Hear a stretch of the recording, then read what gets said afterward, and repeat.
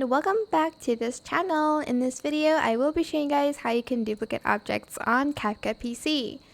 So remove background. If it doesn't remove the background from it, you can use custom removal and it will remove the background. Because auto cutout is usually, well, it's mostly for like people. So here I'm just going to select auto removal, and then to duplicate you're just going to right click and you're just going to copy and paste it to duplicate it. That's pretty much it. There's nothing else to it. You can even like rotate it, flip it, do whatever you want with it.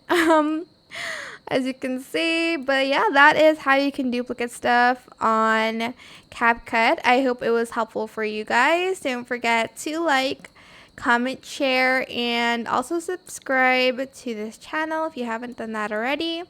If you have any more questions about this video, just leave it in the comment section down below. I will try my best to answer them all for you guys. And if you found this video helpful, please click the thanks button as well. That is it. Thank you so much for watching. Bye.